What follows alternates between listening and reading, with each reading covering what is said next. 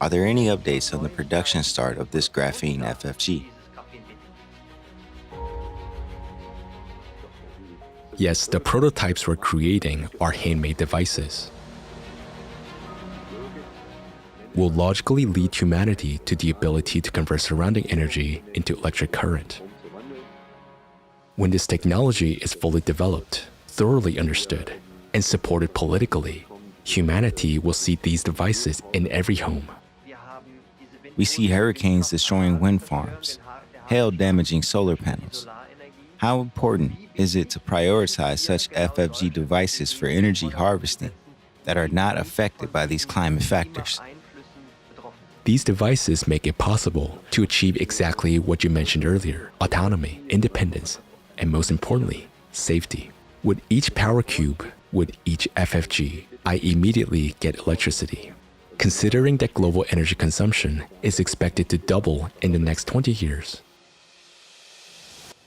Greetings, dear Holger.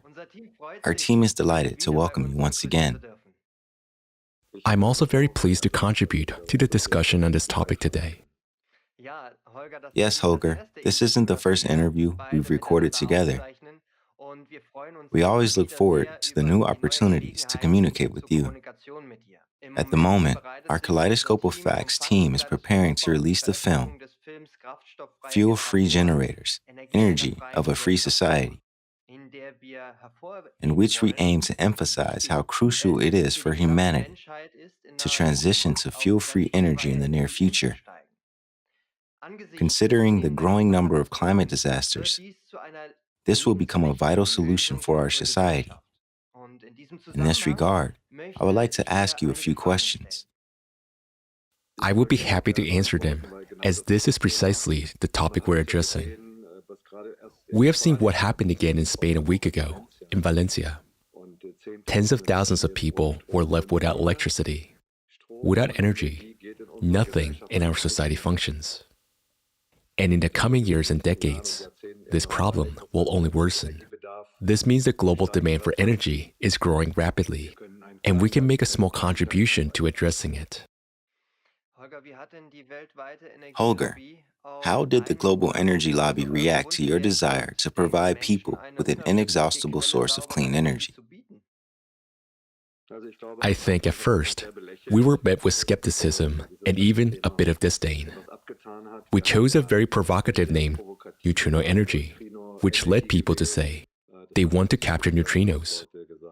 This actually worked in our favor because such reactions, even when tinged with irony or disregard, brought attention to our topic. Then we conducted various demonstrations where our professors showcased different applications of the technology.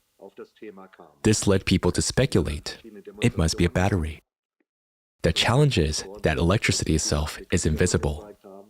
Only its effects can be observed. Our technology operates within the microcosm, or quantum realm, which is beyond the direct perception of the human eye. For example, when a wind turbine spins and generates energy, it's relatively easy to understand. In our case, we work in the microcosm, and people can observe the effects. I've personally witnessed this during lab demonstrations and presentations. People would search under the tables for hidden cables, unable to comprehend how it worked. At a certain point, we transitioned from simply presenting and demonstrating to thoroughly explaining how our technology operates. This was a crucial step because the term neutrino continued to spark questions. People assumed we were trying to catch neutrinos. But neutrinos pass through everything, and that's precisely the strength of our technology. Since neutrinos pass through matter, we can operate in 3 dimensions. This means we can work in complete darkness, across multiple layers, and even underground, as neutrinos truly penetrate everything. I would like to quickly explain in just a few words what we do. We don't actually produce energy, but we convert it. We convert kinetic energy.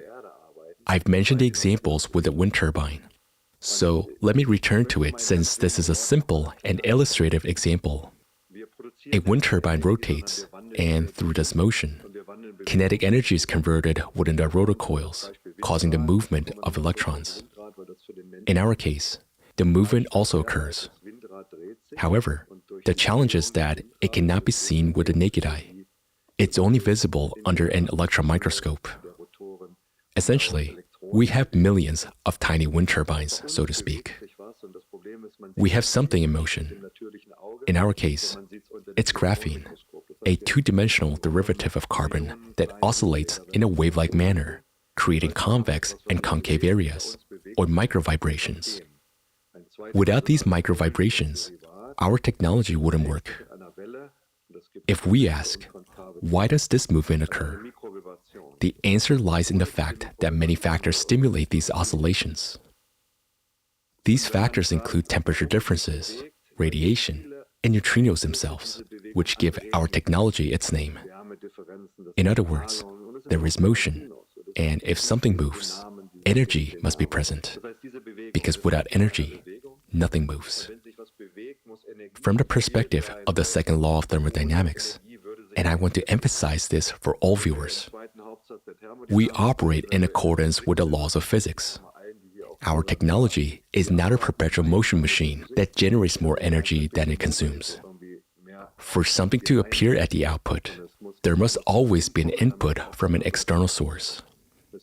Something comes in, namely, a constant flow of energy enters from various forms of radiation and thermal energy, and the output is a flow of electrons, a steady current. This is due to the fact that this carbon derivative, graphene, has completely different fluctuations than silicon. It is important to note that at the same temperature, according to the second law of thermodynamics, heat alone cannot perform work. This holds true if we assume that materials oscillate identically at the same temperature. However, we have a material that oscillates differently, even at the same temperature. Graphene and silicon behave entirely differently at identical temperatures. This means that there is a gap between them, a difference. And between these two layers of silicon, what we call a graphene sandwich, our graphene moves up and down. There are excellent animations and electron microscope images on this topic where you can actually see it. Due to the convex and concave areas, impulses are created on the upper and lower layers, causing electrons to scatter. This phenomenon is what physicists refer to as skew scattering. Electrons scatter into the material. Through doping, slightly altering the material's properties and introducing a slight twist between the upper and lower layers, the electrons begin to flow in a single direction. In this way, we get a direct current. As I said earlier, this is entirely in accordance with the laws of physics and is fully explainable. It's just that it cannot be observed with the naked eye. Fortunately today, we have excellent animations to demonstrate and measure the results. So what advantage do we have now? Everyone is familiar with solar panels and understands that they convert something. But that's a chemical process, and we have a physical process. Our technology is significantly weaker. This means we generate much less energy per unit area. However, we have major advantage. Thanks to the third dimension, we can create multi-layer structures. As mentioned earlier, neutrinos pass through everything. This gives us the ability to work in the third dimension, compensating for the low output per unit area by increasing the overall surface area. We can think of this as a mathematical equation.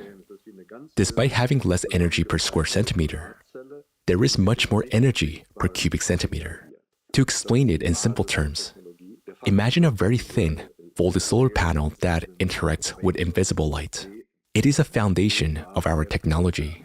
The technical term for these layers is semiconductor wafers, where graphene is integrated into silicon plates, forming a graphene sandwich. This is the core of our technology. When we talk about the Powercube, it is essentially a device that utilizes exactly the phenomenon I just described. Inside a Powercube, for which excellent animations have already been created, there are a large number of these wafers. This provides us with a substantial physical surface area, enabling to generate a sufficient amount of energy despite its low yield per unit area. Our 5 kilowatt power cube is the first product we're launching on the market. You could say it's a kind of Big Mac for Neutrino, the first product to be introduced to the market. I think today we'll also talk a bit about this device. However, it was also important for me to summarize the technical aspects so that the listeners could gain a clear understanding of what we're working on. Yes, thank you. You've somewhat anticipated the next question. Great. That was about the operating principle of this graphene-based FFG, the Neutrinovoltaic Powercube. Are there any updates on the production start of this graphene FFG? Yes, it should be noted that when people envision constructing the entire device in a factory, that is indeed a misconception. Nowadays, electronic devices are assembled from purchasing components. This means that various components needed for such a device are already available in the market designed for these types of products. The only thing that is not currently sufficiently available in large quantities are the so-called graphene wafers. Producing this type of free-floating graphene between silicon is somewhat of a bottleneck. This is simply because manufacturing such wafers requires significant expenses, as they must be produced in a vacuum at a pressure of 10 to the minus 8th power. This requires clean environment. The process is highly sensitive, and the material used must be of a high purity. If graphene and lithium were to interlock, the graphene would be unable to oscillate freely between the lithium, which is essential for its function. This means that while we have mastered this process in the laboratory, many labs can do it as well. However, scaling it up for mass production necessitates machines capable of coding not just at square centimeters per second, but eventually at square meters per second. This is essentially what we're currently searching for, and we have found potential solutions in Southeast Asia. This means there are companies that cannot manufacture the power cube themselves, but can produce these wafers for us, as they are the foundation of the technology. To give an idea of the scale, we need approximately 1,500 square meters of wafer surface for a 5 kilowatt power cube to provide sufficient power.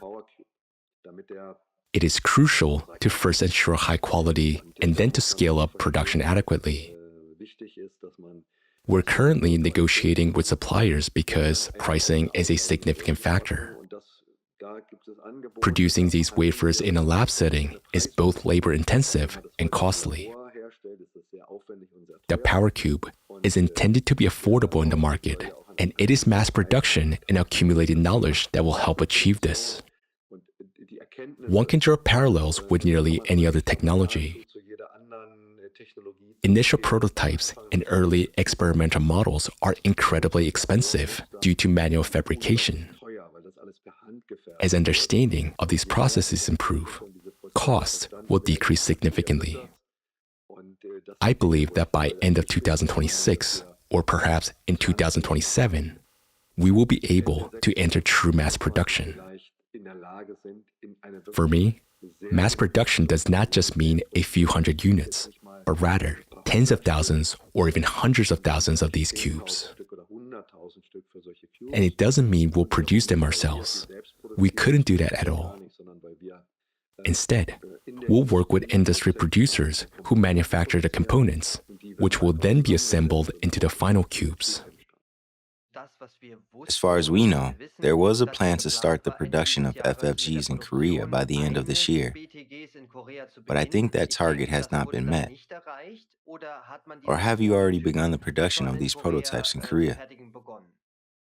Yes, the prototypes we're creating are handmade devices. These devices are not yet as refined as the ones we see today. In other words, they still require further development. To illustrate, consider a fridge.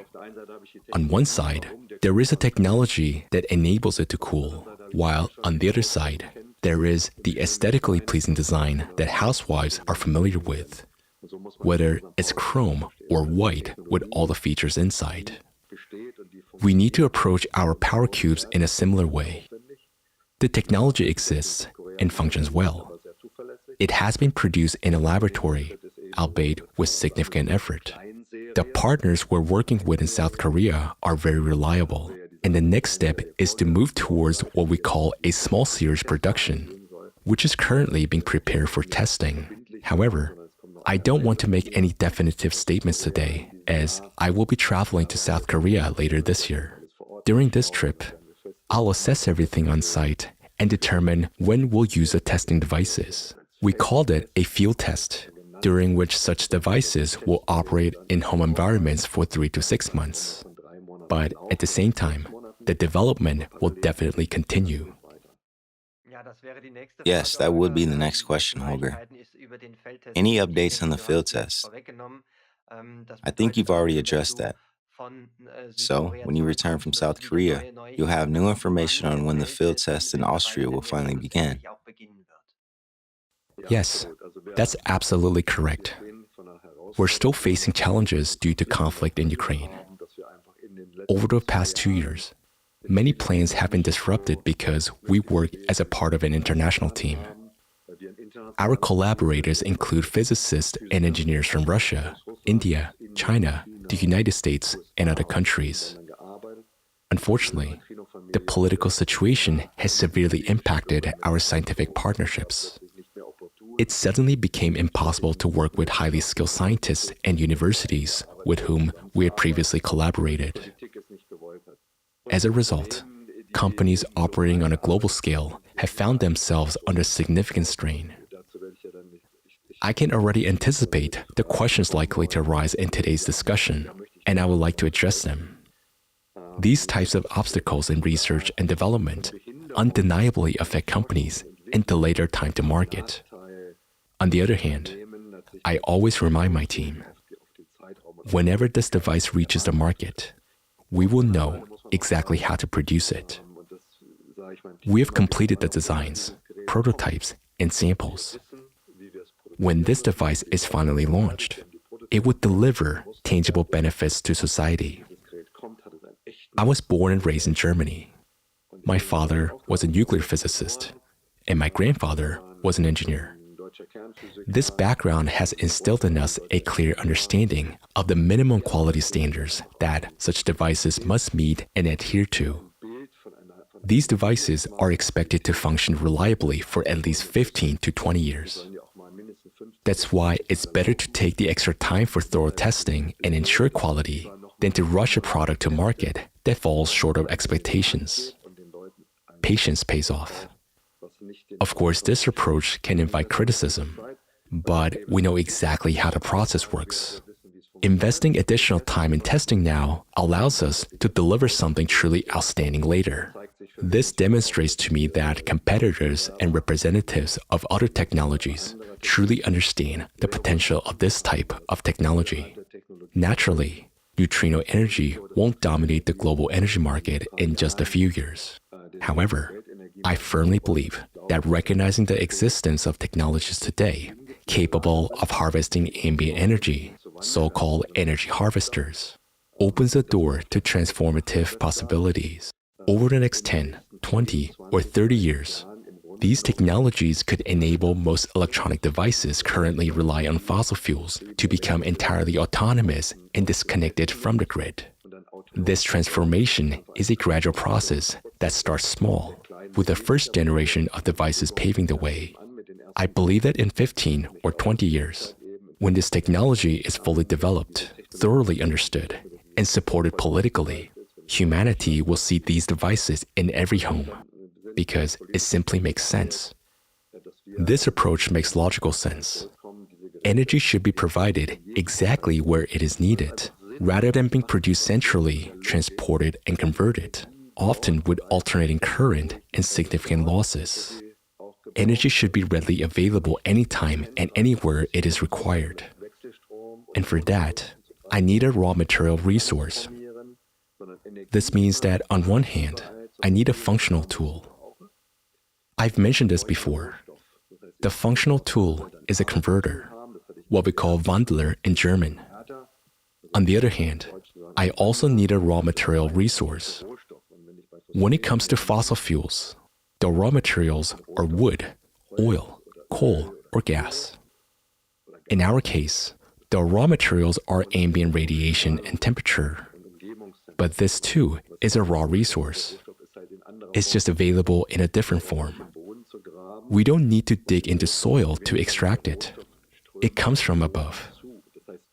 The most logical aspect of the system is that we're simply using a different kind of resource, made accessible by human evolution. Neanderthals and early humans began using fire to burn wood. Over time, the process evolved to include coal and gas, burned with increasing efficiency. But ultimately, these are chemical processes that release not only carbon dioxide, but also nitrogen oxides. While carbon dioxide is a critical topic for me, it's not the main focus. A critical aspect of combustion for me is the emission of nitrogen oxides and exhaust gases, which are undeniably harmful. As for carbon dioxide, I agree with scientists because there are numerous models attempting to determine whether climate change is caused by human activity or not. However, when it comes to nitrogen oxides and exhaust gases, the evidence is much more apparent. Anyone can sense it when a car passes by and you inhale those fumes. I am convinced that humanity will make tremendous progress if it can eliminate its dependence on fire for energy production. Understanding that energy surrounds us in the space around us and can be harnessed using harvesting technologies such as extracting energy from the environment, including neutrinos, confirms its compliance with the second law of thermodynamics and other physical laws. We convert measurable energy into measurable electrical current, which is crucial for dispelling any doubts from critics. This is a key point. By studying the operating principles and blueprints, one can undoubtedly criticize our devices at the initial stage of development. It is likely that they will continue to be refined over several months or even years. Once you understand the operating principle, it becomes clear that there is no turning back for this technology. It's based on the logic of the radiation that surrounds us, and it is evident that this resource can meet the global energy demands. Of course, I need equipment to convert these resources into energy. In the future, the industry will take this on at a larger scale. We're merely pioneers, among the first to do this. After all, the first car wasn't a mass-produced model either, and it wasn't yet the Golf or Mercedes we know today. It was just the first demonstration model, the first attempt to show how it works. It's important to understand the evolution of technology and how it will develop in the coming years. I can already see our engineers and technicians performing calculations and creating models. A major advantage is that we can use supercomputers and artificial intelligence for these tasks. This makes it possible to assert this type of energy, regardless of whether it's our device or another with even greater efficiency, will logically lead humanity to the ability to convert surrounding energy into electric current. This is a solution to today's problems that arose within the previous system. However, this is not a task that can be solved in 3 or 5 years. That is completely unrealistic. Considering the terawatts of energy consumed by the Earth and the electrical devices developed over the decades or even centuries, including energy grids, it is clear that this is a project for several decades. We're offering a solution. Our goal is not to manufacture products for the entire world, but to provide a solution that will be adopted by industry and supported by policy to create long-term opportunities that will serve humanity for the next 10, 20, 30, or even 50 years. Yes, thank you, Holger.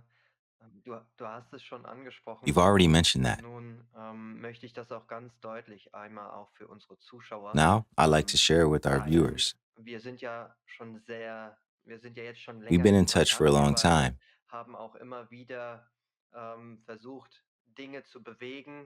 We both have constantly tried to change something, but have inevitably faced certain limitations. For a long time, we couldn't even communicate. I know a little about what happened there, and I want our viewers to understand that it's not so simple to introduce this technology to people. What difficulties did you constantly face in the past? There were several difficulties. In the beginning, we were ridiculed. We didn't have a fully developed power cube. We started with a small lab sample of the technology, just a few centimeters in size. These samples demonstrated certain results, and I, being full of enthusiasm at that time, eagerly shared them, calculating through theory and mathematics that it would be enough. After that, I found my first company and started speaking publicly quite early on. At that time, neutrinos were called ghost particles, considered massless and incapable of interaction. Space was thought to be empty. There was nothing around us, and indeed, we didn't see anything. And where there is nothing, nothing can come from it. This brings us back to the idea of a perpetual motion machine, where, as we know, it's impossible to extract more energy from closed system than was put into it. However, neutrinos helped us not because we catch them, but because they allow us to clearly determine the energy potential of the surrounding space. This means that if we have a particle with a mass that is very small and has an energy of 0.8 electron volts per particle, there are 60 billion of these particles. We can determine the energy per square centimeter of the surrounding environment. And this is actually only solar neutrinos. Other particles are added to this. In other words, this is primarily a physical and technical determination of the energy of the surrounding environment. Because many people ask, where does the energy come from? The energy comes from the spectrum of radiation around us. This has been established and confirmed by scientific research. The second challenging aspect was the creation of the converter. The first converter was just a small piece of foil. This led to the claim that we catch neutrinos using foil.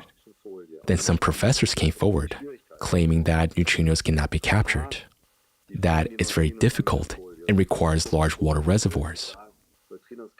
But there were indeed people who tried to capture neutrinos in large experiments like Super Kamiokande. However, this is not what we do. We give neutrinos an impulse, like a small ping pong ball giving a slight push to a bowling pin. The exact term for this is nuclear scattering. After that, the neutrino simply continues on its path, which is completely normal. But the name neutrino itself sparks criticism. I remember when we first started talking about neutrino energy, and 2 or 3 professors were brought in, who quite seriously stated that neutrinos cannot be captured.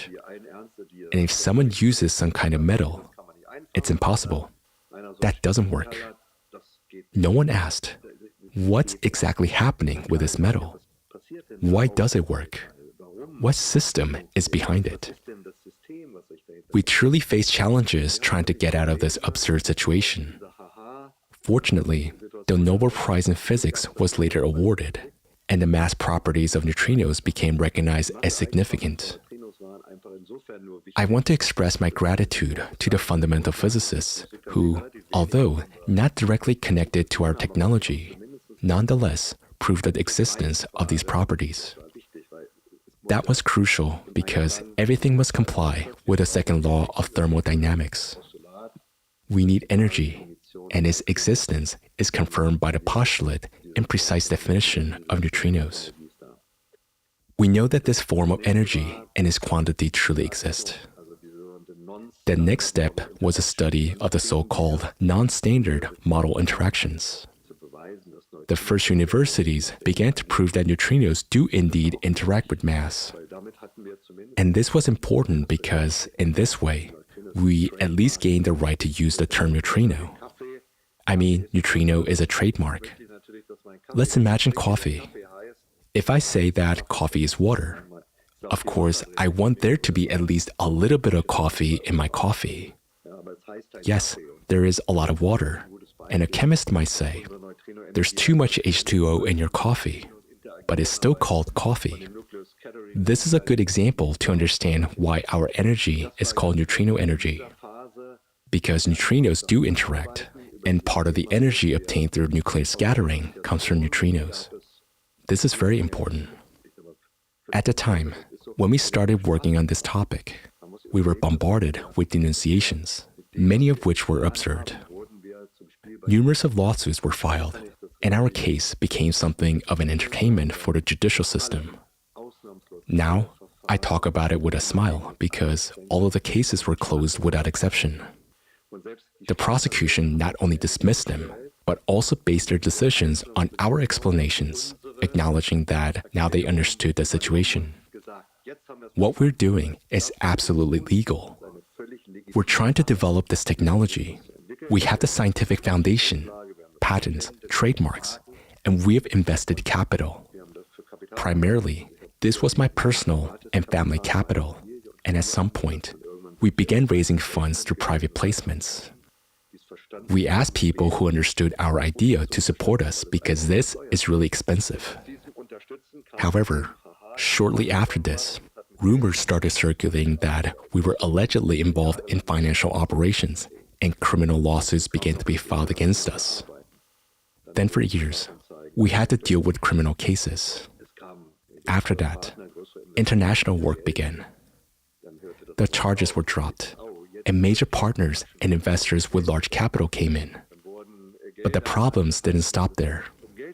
Then we were then accused of money laundering, which led to funds being frozen or delayed due to our collaboration with scientists from countries that aren't considered part of the right circle.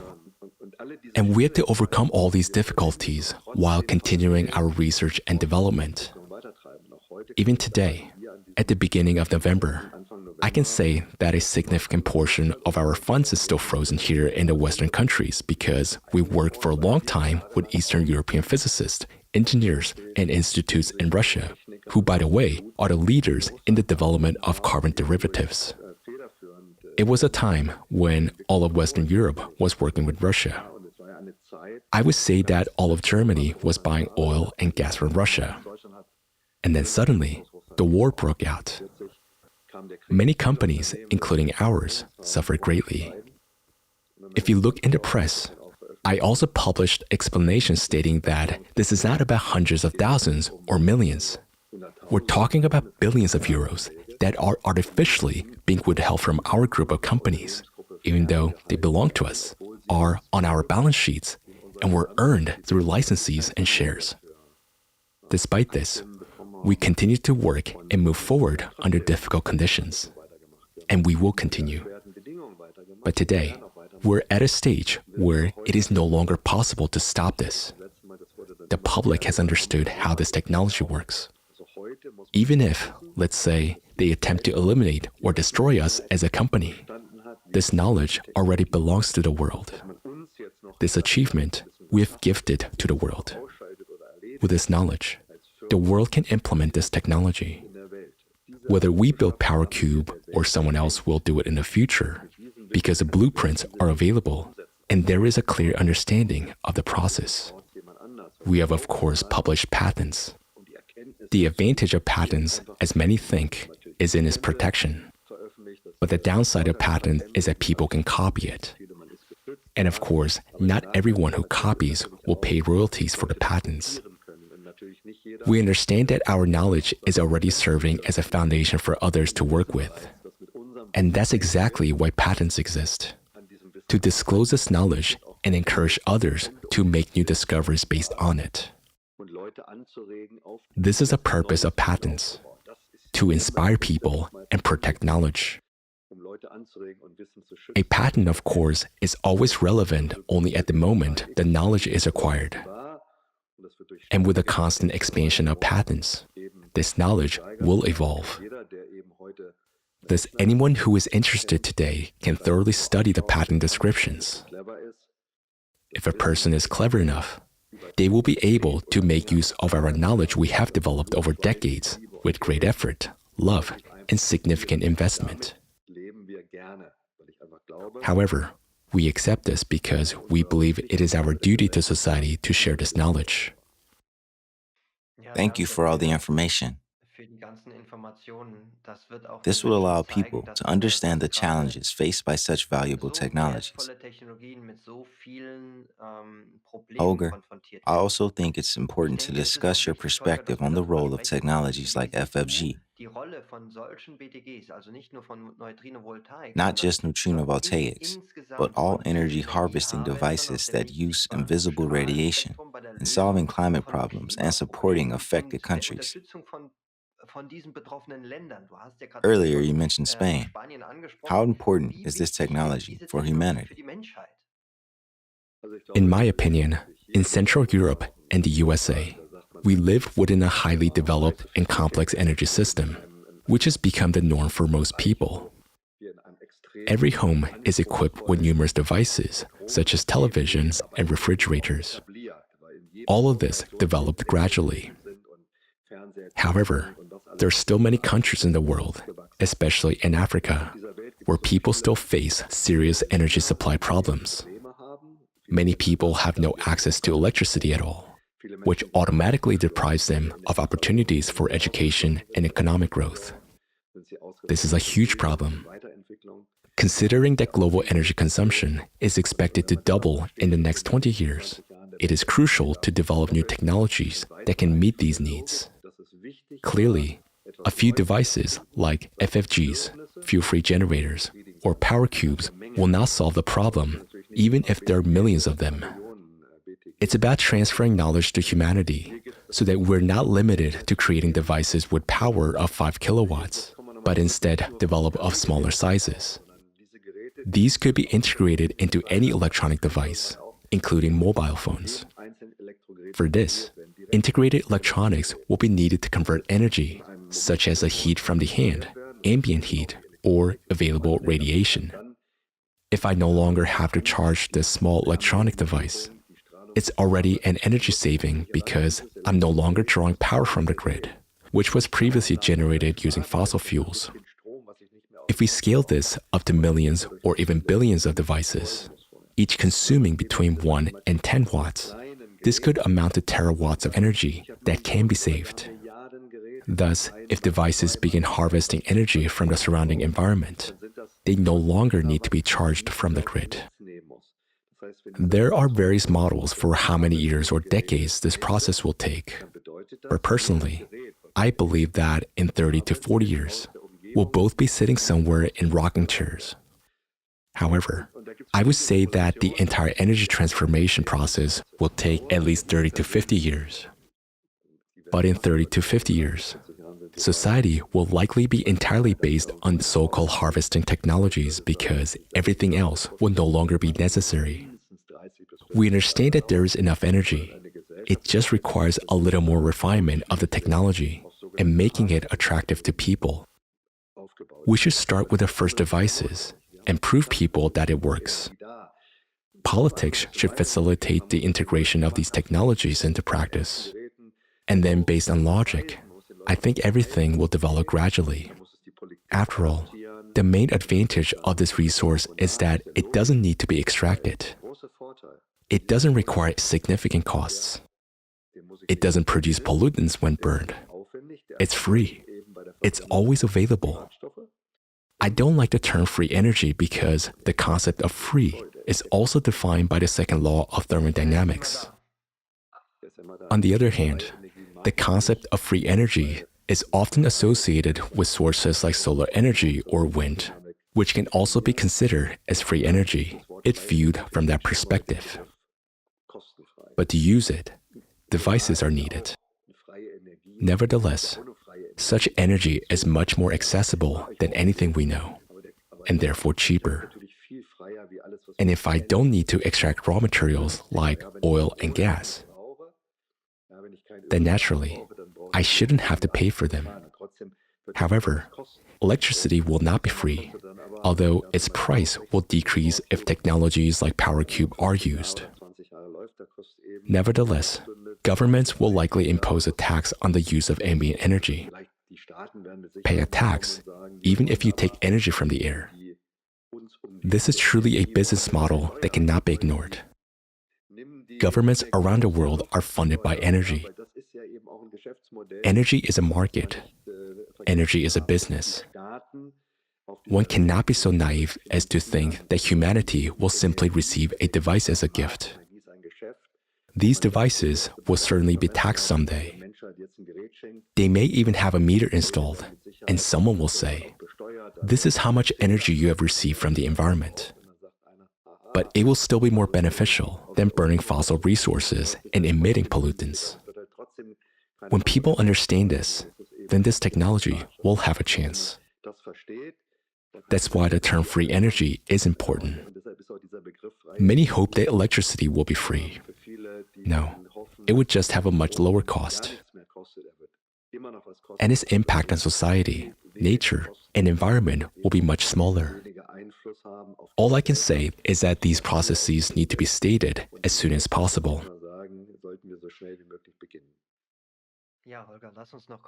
Yes, Holger. Let's move on to the last question. We were just talking about climate issues. I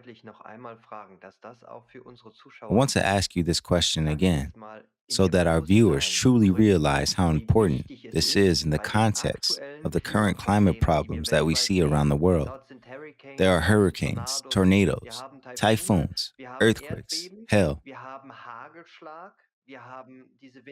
We see hurricanes destroying wind farms, hail damaging solar panels. How important is it to prioritize such FFG devices for energy harvesting that are not affected by these climate factors? Absolutely right. Without electricity, nothing works in our society. Let's put it this way. If the refrigerator doesn't work for 2 days, everything inside of it will be thrown away. That's the reality. Nowadays, in our society, all communications relies on energy. Nothing functions without it. These devices make it possible to achieve exactly what you mentioned earlier: autonomy, independence, and most importantly, safety. If we calculate, the capacity of these devices might not be sufficient, then I would say 5 kilowatt and 100,000 power cubes is not much. But if you take 5 kilowatt and multiply it by 200,000 power cubes, just a straightforward mathematical calculation, that gives you 1,000 megawatts. 1,000 megawatts is an output of an average nuclear reactor. On average, a nuclear reactor generates around 1,000 megawatts. However, a nuclear reactor first needs to be built. That's no simple task. It requires planning, construction, and at least 10 years to complete. Then it will likely cost $20 billion. On top of that, additional cables and power lines would need to be laid to deliver the electricity to consumers. Then I would need to step down the voltage of the current, these 360,000 volts of alternating current that I transport, to make it suitable for consumption. And here, I face exactly the risks that you mentioned. It could be not only a nuclear power plant, but also a coal, gas, or any other type. Such power plants and transmission lines can be damaged due to environmental impacts or as a result of wars, as we're currently seeing in Ukraine. In other words, all critical infrastructure becomes vulnerable to attacks. Objects like transformers and power plants get damaged, causing power outages for people. However, if we create a network of many small energy sources, as we have already calculated, even if one or another source fails, the system itself remains stable. The electricity that I don't use can theoretically be fed back into the grid, and if there is a grid, it would be foolish not to do that. But overall, such a system provides much greater stability. This means that if we look at decentralized, autonomous energy supply from a mathematical perspective, we can see that this approach can fully compensate for the many shortcomings of the current system. However, this takes time. It's not just a matter of saying that everything will be ready in 2 years. It's probably worth starting with the countries where there is no electricity supply at all. Instead of upgrading all centralized power supply systems, preference should be given to decentralized, autonomous energy suppliers. This is the easiest way to do, especially in areas where an upgrade is needed. With each power cube, with each FFG, I immediately get electricity. If I have 100 or 1,000 households, I simply install 100 or 1,000 devices, and people immediately start receiving electricity.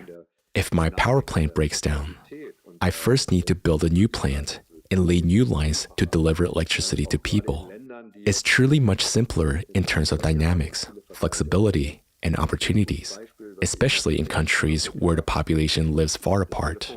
A good example is Africa. Most African countries didn't have a traditional telephone network.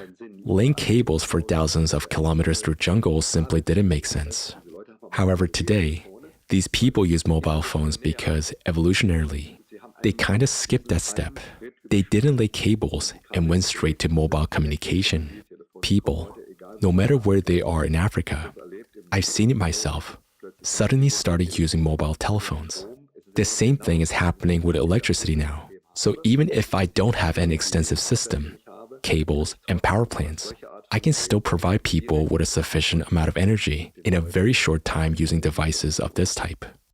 Ja, danke dir, lieber Holger, für Thank you, Holger, deine, for your deine time and Antworten. responses. Und wir freuen uns, so einen guten Partner an der Seite auch We zu are haben, glad to mit have dem such a wir immer wonderful wieder partner kommunizieren with können whom we can und der always immer wieder communicate versorgt mit neuen Informationen und and who der constantly shares von new dem dann sprechen information wir. with Vielen us. Dank. Thank you very much. It's a great pleasure for me. It's very important that I can reach the majority of people through you. This is clearly evident from the number of views. But the main thing, in my opinion, is that humanity begins to understand. Through understanding the technology, I can directly reach out to my industrial partners and engage them so they understand the idea. Over time, the need will create demand, which will lead to the creation of the device. We can show how it works and become a role model, but we cannot cover the world's energy demand with just our power cubes. We don't have the resources to build 10 gigafactories, so we need to attract powerful industrial partners, as well as politicians who can promote this mindset in the countries and build future models based on it. When we reach the point where we train young specialists, bring knowledge to people who will then pass it on and further develop it, this will be our great achievement. Then I will be able to say that I fulfilled my task, that nearly 17 years of work, effort, labor, love, investment have been justified. Together with you, our partners who help spread this knowledge, the process has already begun and is gaining momentum in other countries. I think it would take another 3 to 5 years before this technology is widely adopted. But its implementation will begin soon. And for this, I want to thank our amazing partners, scientists, like-minded individuals, and those who have stayed in the background, but have been helping us all this time. Everyone has made a valuable contribution. Once again, I express my deep gratitude for this opportunity. Thank you, Holger. You're welcome.